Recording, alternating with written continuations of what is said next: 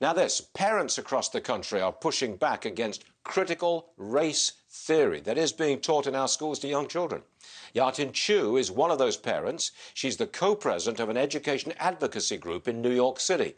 Yiatin, welcome to the program. Let's start with this.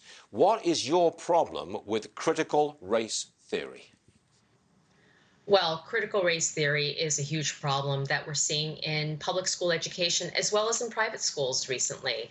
The problem is that we're looking at drastic upheaval in the admissions to our selective schools in New York City as well as places around the country because the student body of these schools are not representative of the local population.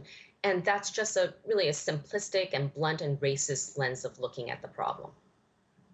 Are we looking at children in terms of the color of their skin rather than their educational ability? Is it skin color that's the main problem here? It is absolutely skin color. It's by race, by gender, by sexual identification.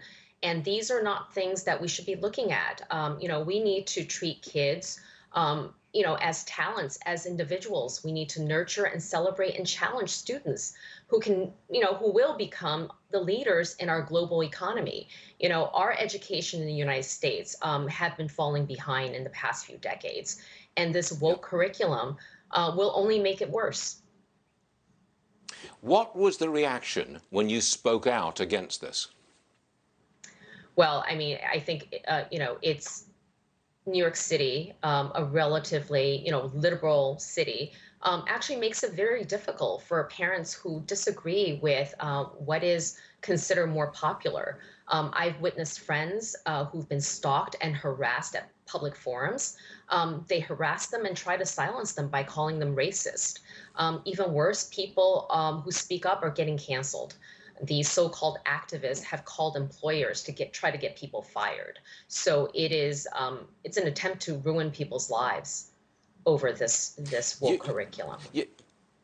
I think you said in the New York Post article that you wrote, I think it was in that article, that critical race theory has ruined lives. I think that's your expression. Critical race theory, ruined lives. Can you give me an example? Yes.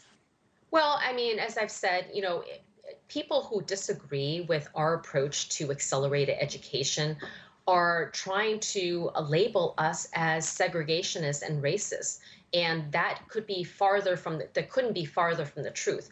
Most of the parents I know are first-generation immigrants, ones that have multi-generational New Yorkers that really prize, public education as the way of getting out of poverty.